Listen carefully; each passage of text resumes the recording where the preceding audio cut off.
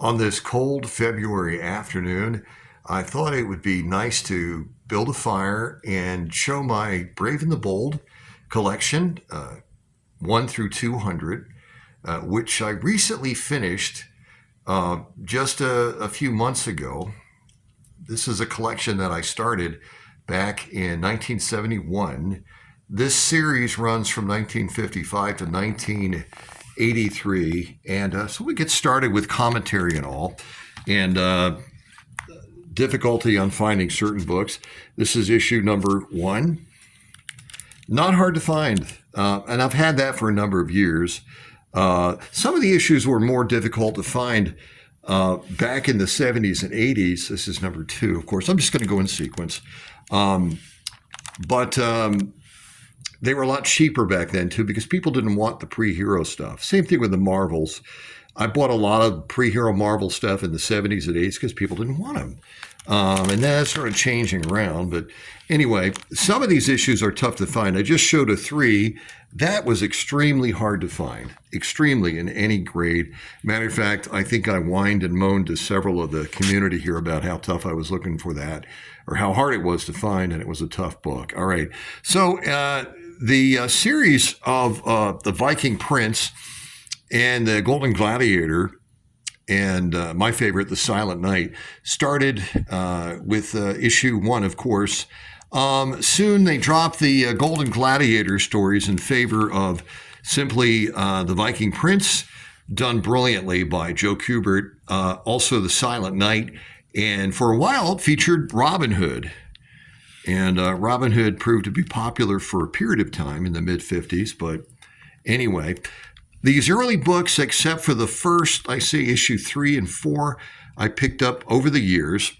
And I'm going to get to the story a little bit of how I started collecting Brave and the Bold, and what part of the series I actually started buying off the stands. Obviously, it weren't these 50s issues, but these were issues. A lot of them I purchased through comic shows, conventions, mail order, and then in the last, 30 years, started buying a few of them on eBay, but not much.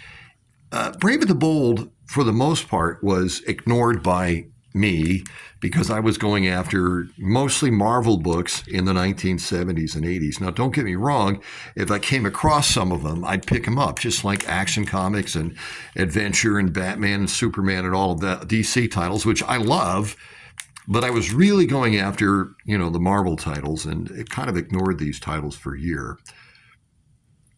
many years. Some of these books were really difficult to find. Some were challenging. And it's not like they don't exist. They're out there, except that, I want to get them in a decent grade and pay the price, for a low grade book. You know how that goes. We as collectors, I think we're a little bit frugal, we're cheap, or whatever you want to call it, but I don't like to pay too much for a book. I really don't. I like it to be, inexpensive and within budget and all of that. So great stories here. They dropped the Golden Gladiator. They dropped Robin Hood by this point. And by this point, it was mostly the Viking Prince and Silent Knight. Silent Knight proved to be one of my all-time favorites when I first started looking at them in high school. Long after his series was over. I found him by his appearances in the 100 Pagers, which I loved because the 100-pager DC Giants were kind of a schooling for me. I would learn more about the golden age and the early silver age of DC Comics. So, first story, I believe, of Just Nothing But the Viking Prince. He had the solo title for 2 issues. I may be mistaken on some of my facts. And that's the last issue of the Viking Prince. And then it went to Suicide Squad, which was a real tryout issue. And I think the only thing, the connection they had between today's Suicide Squad and this is Colonel Flag. I believe that's his title. These issues were good. They were fun. They were more adventure and fantasy than anything to do with superheroes, but still good reads, as I would call them. And then, of course, everything changed with the Justice League of America. When that started with issue 28, just missing the 1959 mark by a couple of months. This is dated March of 1960. Again, my books are not perfect. You're not going to look at these and go, oh man, Alan, what perfect issues. They're all complete. They're not missing anything. They're just, they're not in perfect condition, but I'm glad to have them. So the way I started collecting, really reading comics, and I've told this story before, but I think it's worth a retell. When I was 5 years old, I became friends with a kid named Paul Sanko, and Paul was really my first best friend, and we were just pals. And his dad, around 1962, like a lot of Americans, had built a fallout shelter in their basement. And this was basically in case we got attacked by a nuclear weapon, you'd survive, I guess, or so we thought. And this room downstairs, it was really a big basement. It had bunk beds down there. It had supplies. I remember the first gas masks I'd ever seen were from this place.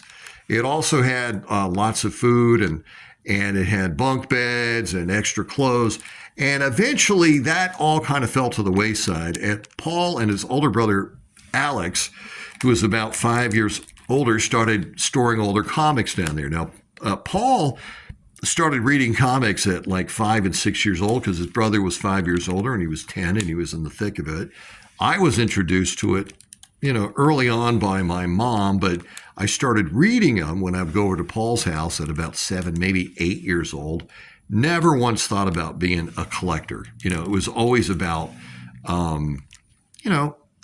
just reading the stories. And really, I love the pictures more than anything else. And then I got into the stories. I've told this story before. Something happened around Christmas of 1970. And I started the idea of wanting to collect comics.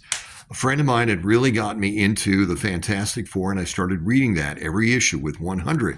But I was reading all of his issues.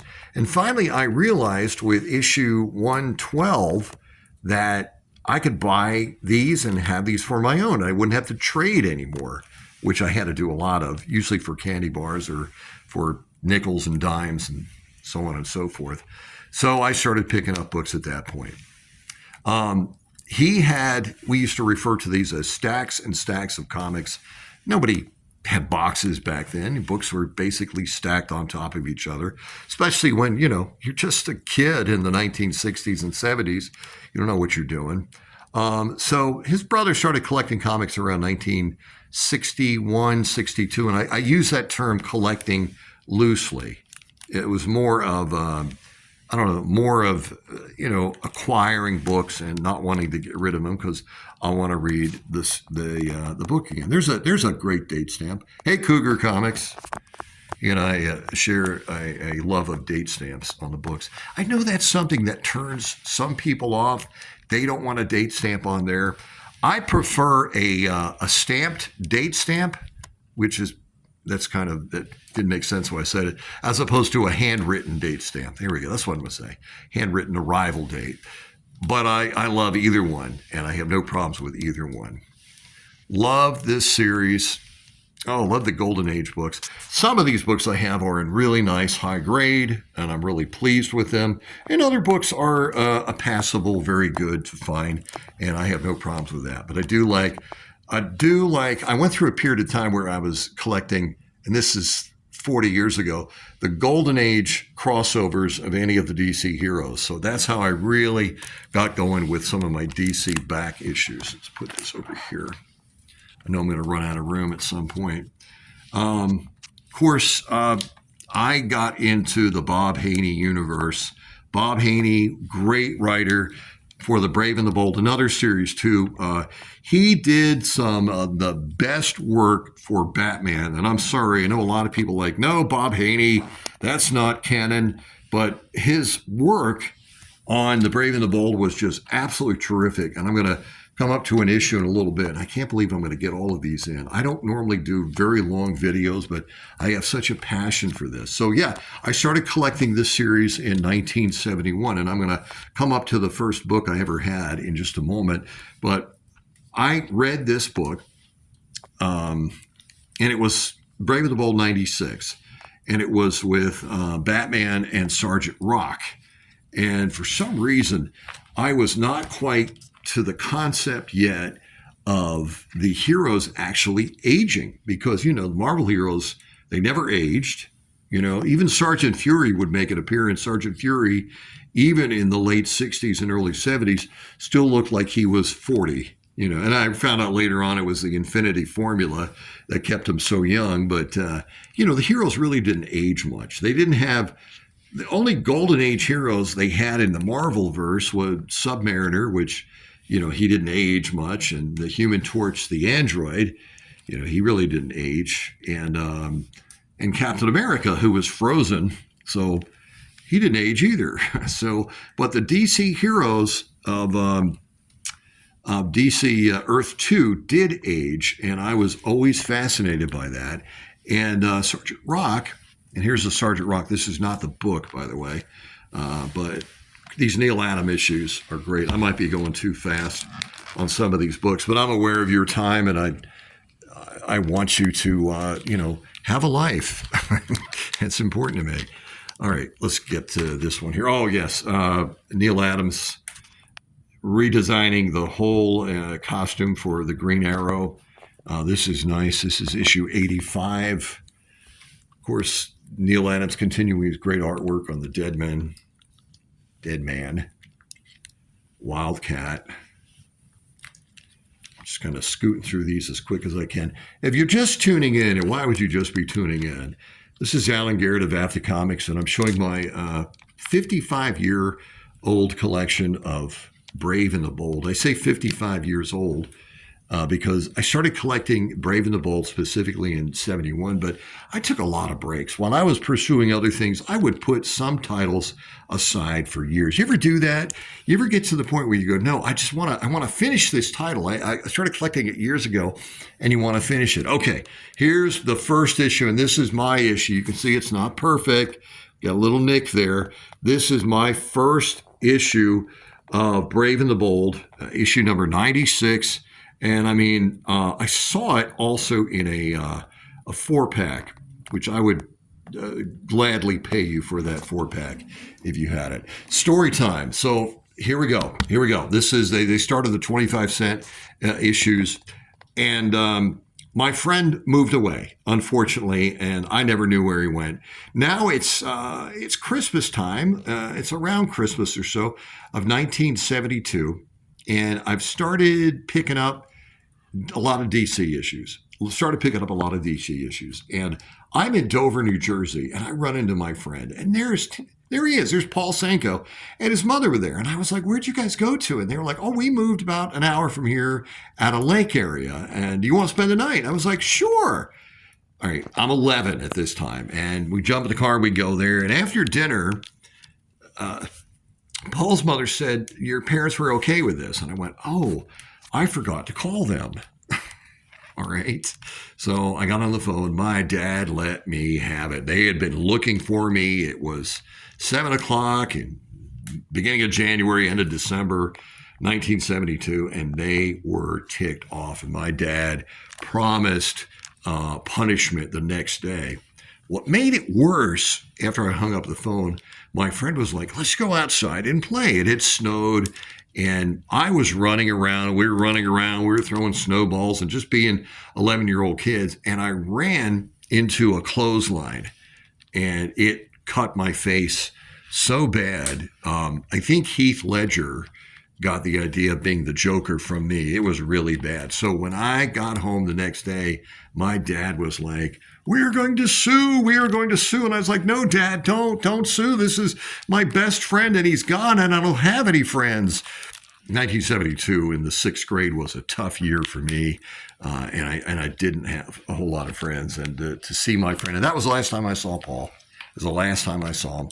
Don't know what happened to him. Looked for him everywhere on the internet, but I couldn't find him. Okay, let's just take a break here for a moment and look at these great 100-page super spectaculars that the Brave and the Bold did for a period of issues. All these issues, by the way, from 98 on, were picked by me. And I was especially proud of the condition that I picked for the 100 pagers, because anybody that's gone after these, and this is not going to do us justice, these are in Mylar. Mylar makes everything look good, but these things are really tough to get in any kind of condition. And these are just, I got these in gem. At this point, I was 13 when they was coming out, and I knew what I was looking for. Yeah, I used to think everything that I picked off the stands were mint condition. And then an older friend of mine informed me that mint was a flavor. It was not a condition. And I realized what he meant after that. And even books I see to these days that are touted as CGC, 10 and mint condition, I can find flaws. If I were being a real jerk, I can find flaws in all of that. We are flying through this at a quick speed. So let's keep going here. Anyway, that was the last time I saw my friend Paul Senko, and I've often wondered, did he keep collecting and did he all that? But he had that issue of '97 with Wildcat, where Wildcat loses his memory, a great Bob Haney universe story. And he gave it to me. He gave it to me. So I brought it home, and I think I started collecting. I say 98, but it might have been 99. They were pretty much bi-monthly. Oh, all-time favorite, Brave and the Bold.